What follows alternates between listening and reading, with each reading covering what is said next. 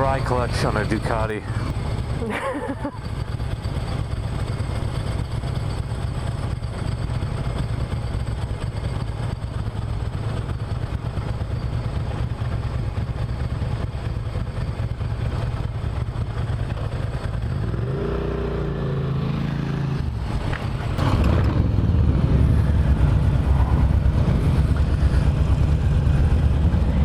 And we're off.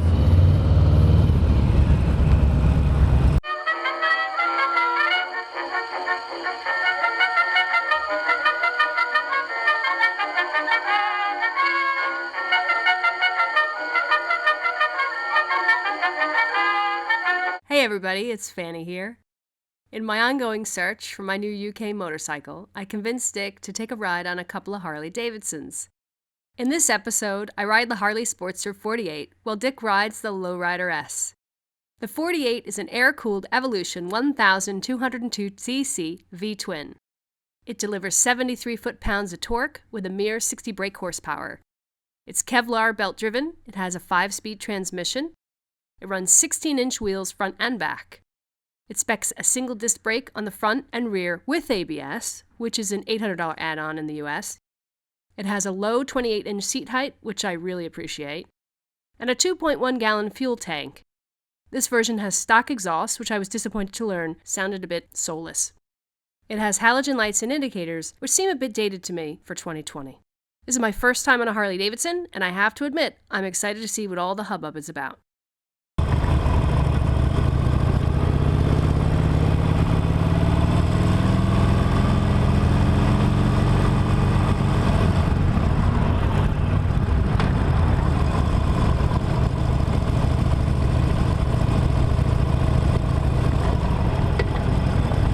So, start talking.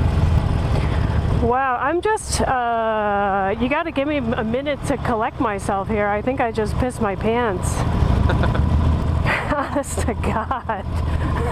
I mean, wow, if you look up the definition of torque in the Oxford Dictionary, interestingly enough, it'll have a picture of an American Harley Davidson. Wow, what are my initial impressions? First of all, I'm really excited to be, it's my first time on a Harley Davidson. I'm a bit nervous for the excess in case I f*** anything up with this thing. I tell you, the first thing that catches me is the sound. And it's not nearly as loud as the one that Dick is riding. Well, let me start talking about start with the rider position. I have mirrors that are located under my handlebars. Again, first time for that. Is a bit awkward because I got to keep looking down. I'm a bit stretched out on the stock handlebars, but I think that would be reconciled with a nice pair of ape hangers. And I think with ape hangers, this would be really a lot more comfortable for me. Very comfortable with my leg position, both feet on the ground. It's a bigger bike. And again, for my short inseam, I don't feel that it's a problem, you know, if I have to hold the bike up. I think on the road, it's a formidable bike. The thing about Sportsters, when I used to, you know, look at them before they came out with the more formidable Sportsters, is they always just seemed like a bike that was really small. You know, it was the small Harley. It was like the baby Harley. I do have to get used to the fact that the turn signals, the right is on the right handlebar and the left is on the left. It should be intuitive for me, but I just keep moving my left thumb looking for the right turn signal.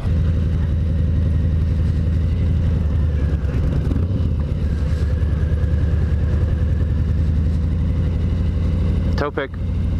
Oh no, it's off. Height is fine, you know. I do feel as far as the seating position, the wind is right at my boobs. And that's because I think because my hands are so far forward, I'm leaning forward. So the wind is like going right in my boobs. Seat height is good. I've got both feet flat on the ground. Actually, I have a pretty deep knee bend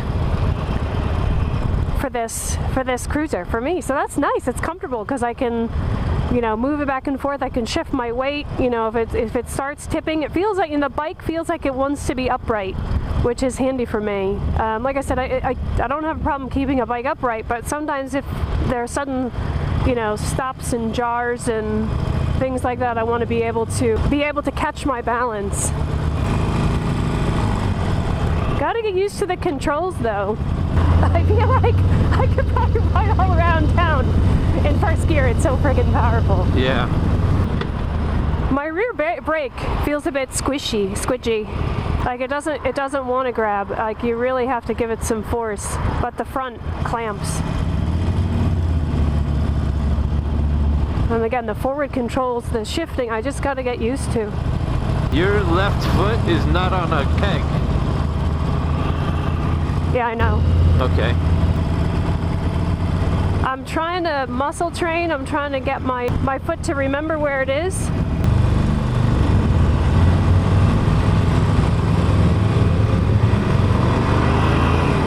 Oh my God. This thing cooks. Yeah, this thing cooks. This is powered. Interesting, my feet and my legs are vibrating. The foot pegs are really vibrating, but I remember you saying that they would, and they should, because of the V-twin engine being right near the pegs. But I could see your feet would get numb after a while. Oop, I'm going, yeah, I gotta slow down. But you know what? It doesn't feel like I was going. Didn't feel like at all. And that was in second gear.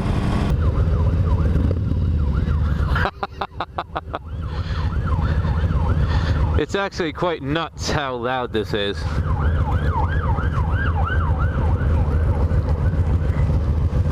See, but I don't hear it a lot up here. It's not as deafening like Matt's bike. Yeah. Like I can really hear Matt's bike. And I'm sorry if I look really hesitant on this thing. I'm just... It's a very foreign thing. My hesitancy is that this is the biggest bike I've ever ridden. It's not though. And it's not though? Is it not? I don't know. Speedmaster has more horsepower. It always sounds better when I said it. It's so big. It feels like you know why? Because the Speedmaster didn't move as much as this one moves. This one moves. But I tell you, it was like when I decided that I was going to switch from snowboarding to skiing, and I was scared shitless of skiing, and I just went into the shop and I bought a pair of skis and I said, Dick, I'm going to learn how to ski. And I'm actually a pretty decent skier. So I think a Harley Davidson is something like that. And it would be for me. I would have to say, yeah, there's so much I like about this bike, if there are things that I really, really like about this bike. And then I would have to make the bike my own. Or the bike would have to mold me, which is probably more the case with a Harley Davidson. So you're saying there's a learning curve, but you'd probably tolerate having to learn it? Oh yeah. Well, because I think as a rider, because I've been riding for so long, it's like I can recognize a bike that I would grow to like if I see it. But I think the biggest fear for me is, or the biggest problem is fear. Fear and intimidation. Well, speaking of fear, follow me. We're going to filter. Come on. Oh, for f***'s sake, Dick. Come on. I tell you, these mirrors are fucking like a frying pan without a handle. Pop in behind this Beamer. All right, here we go again. Oh, come on. Why? Why?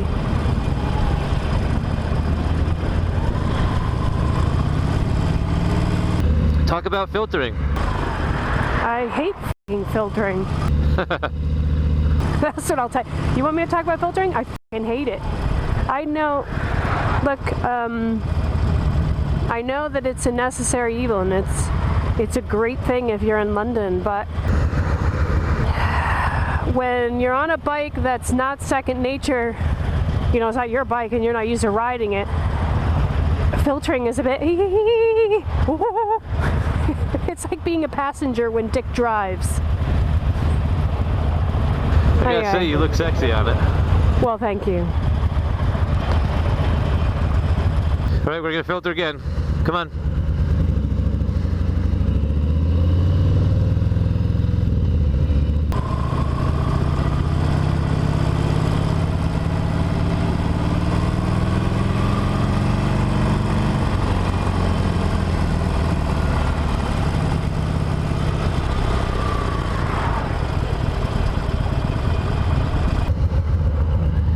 Good work. So does it feel narrow? Like you can filter? Yeah, except for the handlebars. The handlebars seem a bit wide, but I'm telling you, these mirrors are absolutely worthless. What do you mean? I mean, I have to take my both eyes off the road. I can't just look at it with one eye. Just kidding. You have to really look down. You have to put your head pretty far down to see them. All right, stay with me and I'll clock. Here we go.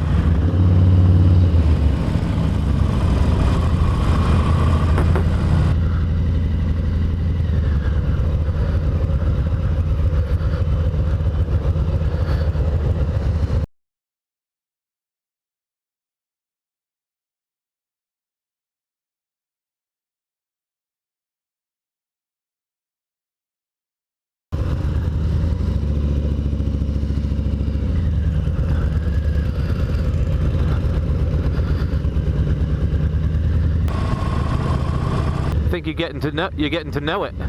Getting to know it, yeah. Like I said, it's just that I was intimidated getting on the T100 too. I mean, anytime I get on a new bike, I'm a bit intimidated because I like to be prepared. I like to know what I'm doing, and on a new bike, it's kind of relearning everything. I'm having fun. Not as much fun as the Scrambler. No. But different. It's different. How can I say? And it's not just because it's a Harley Davidson and all the stigma that attaches to a Harley Davidson bike. Like, this is a good cross between luxury and a bike that makes you work.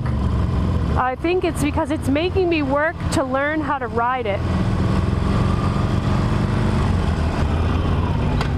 Do you think that makes you appreciate it more, though?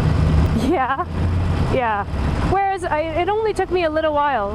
Left or straight, or what do you want to do? Let's go straight. Okay. It didn't take very long to become accustomed to the controls and everything on the Triumphs. And by the time I finished with the T100 and going back to the Scrambler, I didn't even have to think about it, foot positioning and everything. But on this, I can still feel I'm not quite putting my feet on the pegs. I'm kind of putting it on the base of the pegs or just before the pegs, probably a portion of the exhaust. God only knows. I probably look ridiculous. You look great. I hope everybody feels this way the first time they ride a Harley Davidson.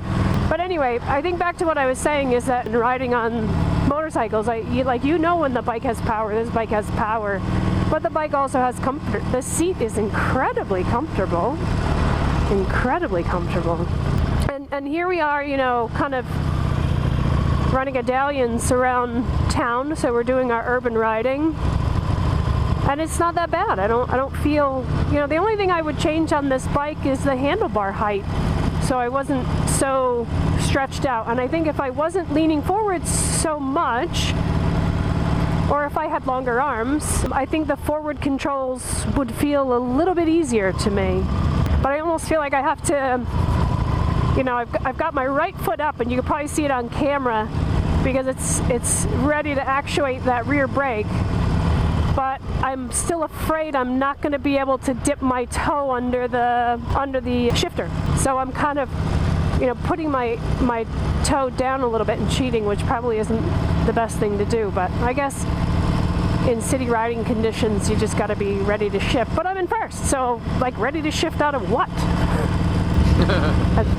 Shift in a second? No, because Fannie hasn't got a second. Oh, here I go. Shift a second. Ready? Bam, I'm in second. How's the balance? The balance of the bike, so far so good, but I haven't really had any sudden stops or jerks so far so good, but then again, I'm haven't really tested the machine to the extent of its capabilities. You know what I find when I ride a Harley Davidson is whenever I have to use, my hands are so small that whenever I have to use the right indicator, I end up accelerating because I'm trying to reach my thumb to that indicator. Yeah, you're like, oh, I can see that. I'm pulling the throttle. Yeah. Because I have to reach my thumb to get the indicator, and I end up, when I'm getting to a place where I have to slow down to turn, I'm actually accelerating towards the turn because I've had to accelerate inadvertently to turn on the f***ing right-hand indicator. Yeah, why is it done that way? To be different. Why is it? To be different. Why is it like? Because it's thought to be logical, but anything that you put on the throttle side, because anytime you put something on the throttle side, it's going to affect your throttle hand and most likely affect your acceleration. But I guess I just have small hands. No, I don't think so. You don't have small hands. I can tell you that you don't. Oh, hello. See, Hello. I couldn't see you. I want to take the goddamn goggles off, but I'm afraid that something will pitch up into my eye and I'll be one-eyed Fanny. A one-eyed Fanny? Yeah, one-eyed Fanny. Aren't Fannies one-eyed anyway? They call me the winker. Anything else worth noting? Or is it just pure motorcycle? It's pure motorcycle. I mean, you know, is it refined? No, it is not a refined motorcycle, at least for a rider like me, yet. But I could be, you know, it could be the friggin' space shuttle, and I'm just not, you know, I'm still as of yet ignorant of everything it does and everything it can do to make it an amazing ride. But I like I said, I think the potential's there. I think it is there. I feel like I'm on a broken washing machine. Your legs are way out. Your legs look like yes. You must have a whole billiard triangle in between your legs, full of balls. I'm giving birth. I'm giving birth. No, the legs aren't even that wide giving birth. Not even that wide. My knees are by my ears. Right. You really gotta lean this mother. Counter steer, push, don't pull. Yeah, I know. Got it. I can go in the bus lane? Yep. Okay. I'm gonna go in the bus lane. Lady on your phone, don't step out.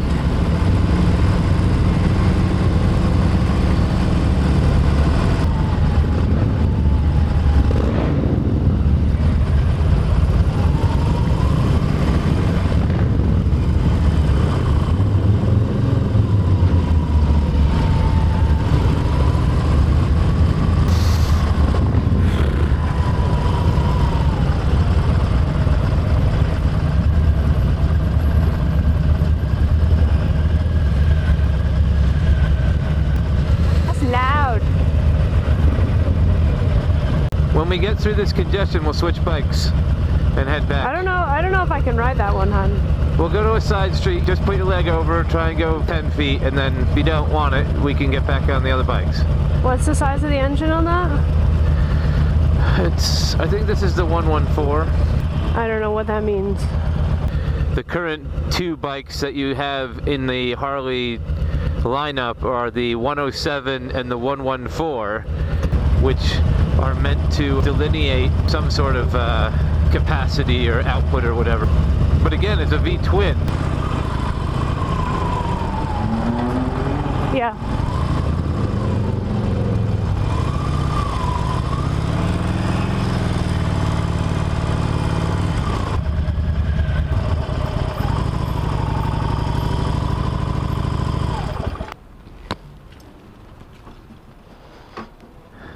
So, yeah, we're on an off-camber. I was like, holy crap. So just try this one up this road and see if it's worth giving it a go.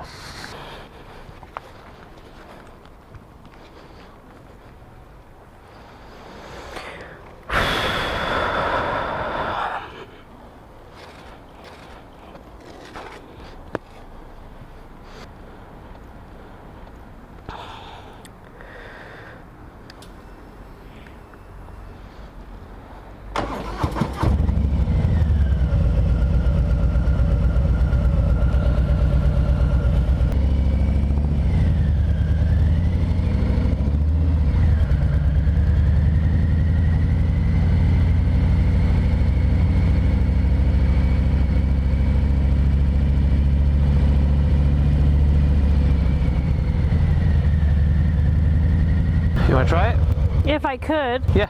I don't know if I'll be able to filter with it though. We won't have to filter. If you're not comfortable with filtering. What's the price differential? I'm not entirely sure. That'll be a question we need to ask. What is this one called? That's called the Lowrider S.